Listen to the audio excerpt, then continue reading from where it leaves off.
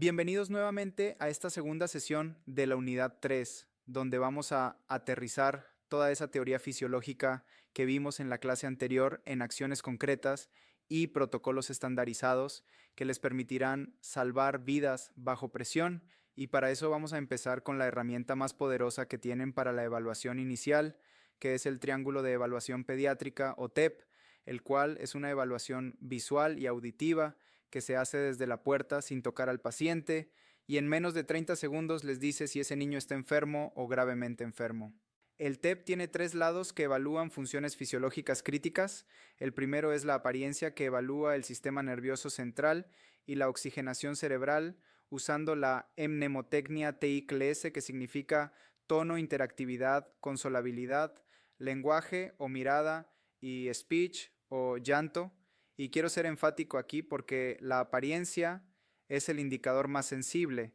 Si un niño no tiene tono muscular, si no interactúa con su madre, si no se consuela o tiene la mirada perdida, ese niño tiene hipoxia cerebral o shock grave hasta que se demuestre lo contrario y requiere intervención inmediata. El segundo lado es el trabajo respiratorio, donde buscamos signos visuales como el aleteo nasal, que es un intento desesperado de reducir la resistencia de la vía aérea, o las retracciones intercostales y supraclaviculares, que indican el uso de músculos accesorios, y también escuchamos sonidos anormales como el estridor,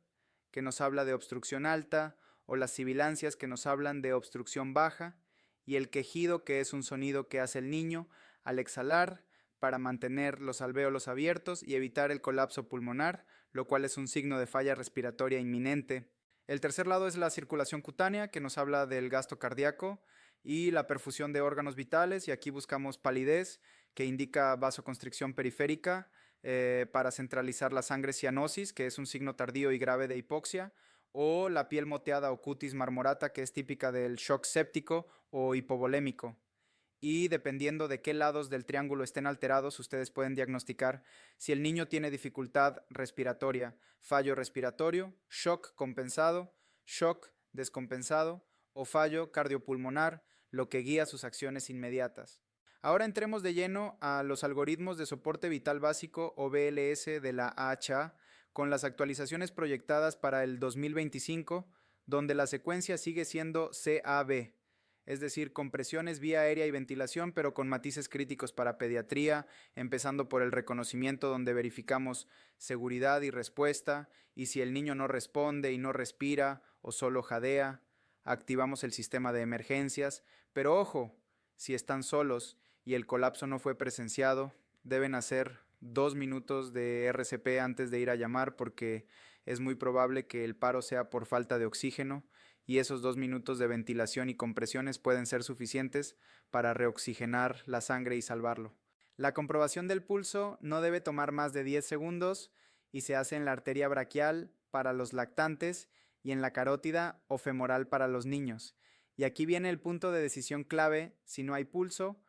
o si el pulso es menor a 60 latidos por minuto, con signos de mala perfusión como palidez o cianosis, a pesar de que ya oxigenaron, deben iniciar compresiones torácicas, porque ese corazón lento no está bombeando suficiente sangre para mantener vivo el cerebro. En cuanto a la técnica de compresiones torácicas, las guías 2025 son tajantes en eliminar la técnica de los dos dedos para lactantes cuando hay un solo reanimador, porque se ha demostrado que no genera suficiente presión de perfusión y causa fatiga rápida.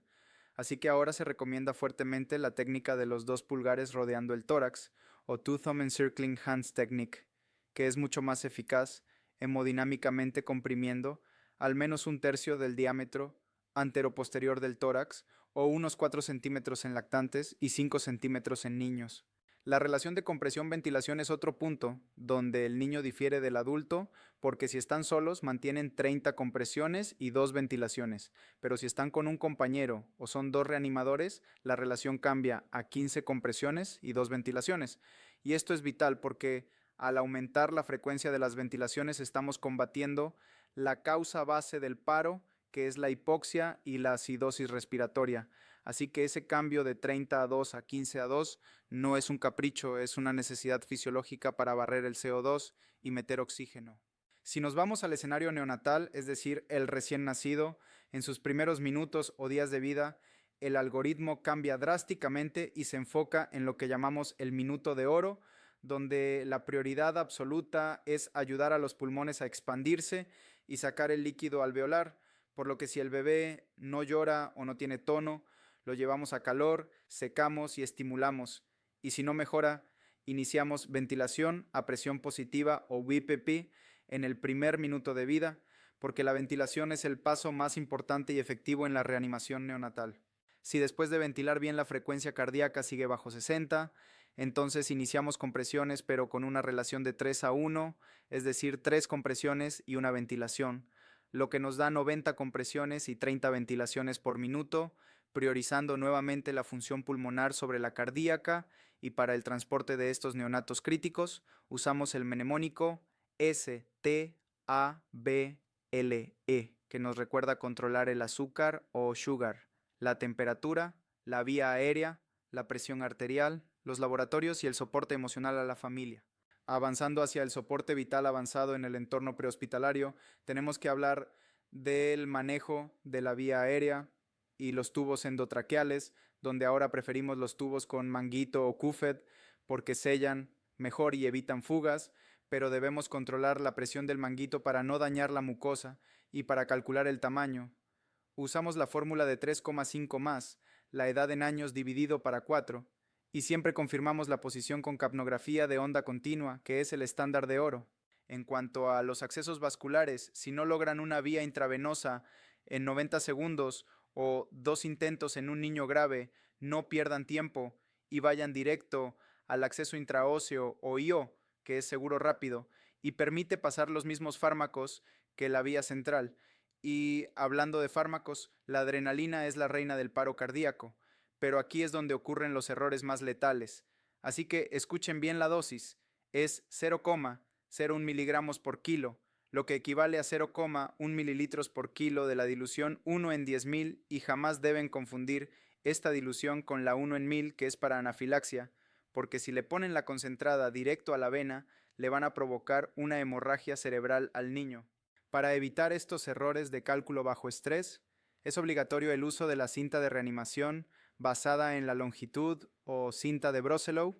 que es una herramienta que se pone al lado del niño y según su talla les dice exactamente qué dosis de medicamentos, qué tamaño de tubo y qué equipos usar, eliminando la necesidad de hacer matemáticas mentales cuando tienen la adrenalina a 1000, y esta cinta debe estar en todas las ambulancias de soporte vital avanzado como norma de seguridad. Finalmente tenemos que abordar el marco legal, porque todo lo que hacen tiene repercusiones jurídicas, y el artículo 146 del COIP sobre el homicidio culposo por mala práctica profesional es su espada de Damocles, ya que sanciona la muerte por infracción al deber objetivo de cuidado, y en pediatría esto significa que si ustedes no siguen los protocolos actualizados o si cometen un error de dosis por no usar la cinta de Broselow y el niño muere, eso puede ser considerado negligencia o impericia y llevarlos a la cárcel. También deben conocer la Ley de Derechos y Amparo del Paciente, que establece el consentimiento presunto en emergencias,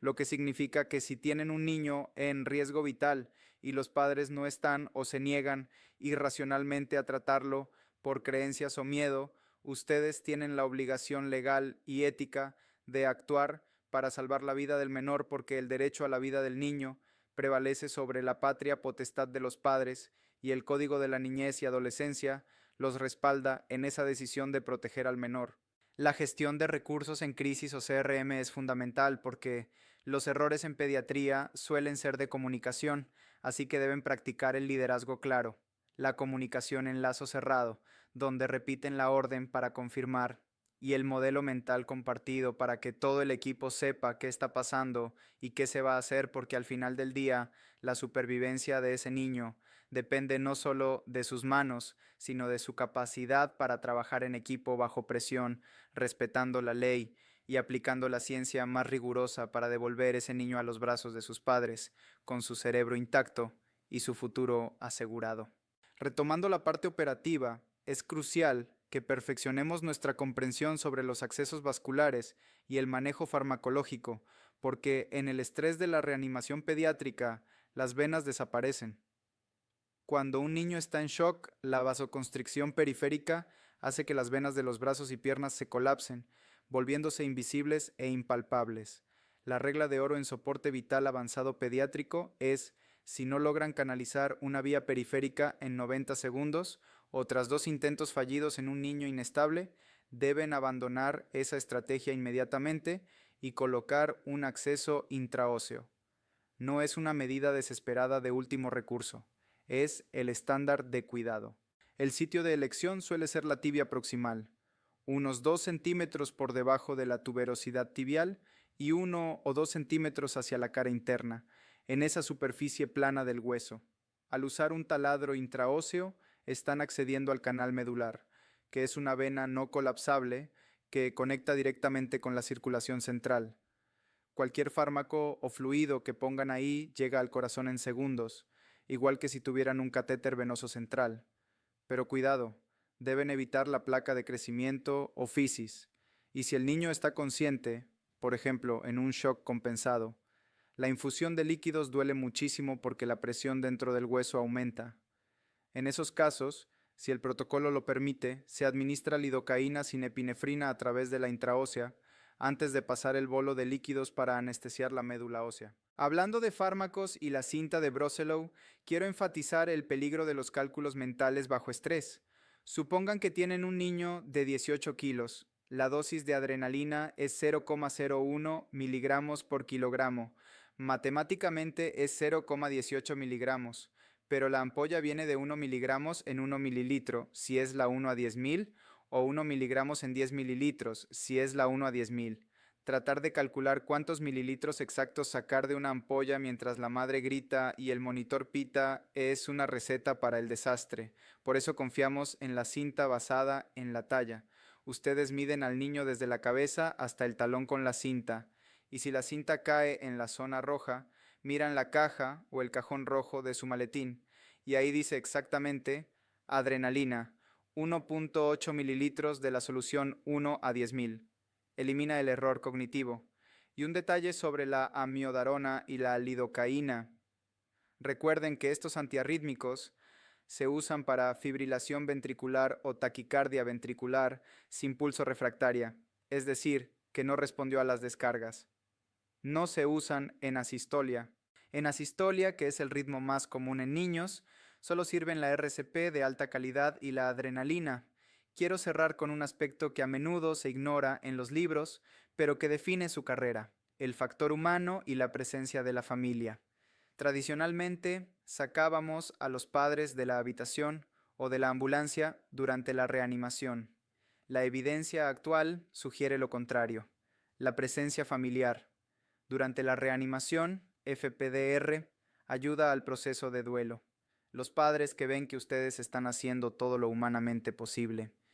que ven el equipo trabajando, coordinado, sudando, luchando por su hijo,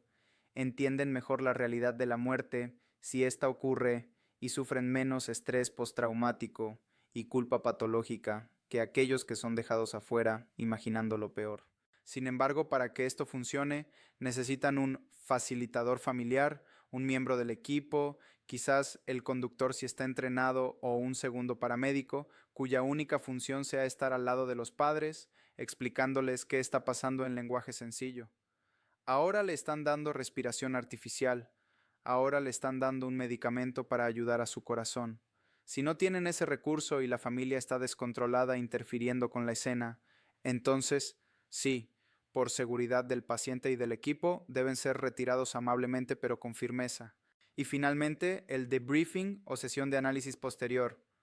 Los códigos pediátricos son devastadores emocionalmente para el personal. Ver morir a un niño rompe algo dentro de nosotros. Después de terminar, ya sea que el niño viva o muera, el equipo debe tomarse 5 minutos para hablar. ¿Qué hicimos bien? ¿Qué falló? ¿Cómo nos sentimos? Ignorar esto lleva al síndrome de burnout y al estrés postraumático en ustedes. Cuidar de su salud mental es parte de ser un profesional de alto rendimiento capaz de volver a subirse a la ambulancia al día siguiente para salvar a otro niño. Con esto cerramos el contenido 1 de la unidad 3 y espero que sientan el peso de la responsabilidad que llevan en sus hombros, pero también la confianza que da el conocimiento técnico y científico para enfrentar estos desafíos en las calles de nuestro país. Muchas gracias por su atención y nos vemos en la próxima clase.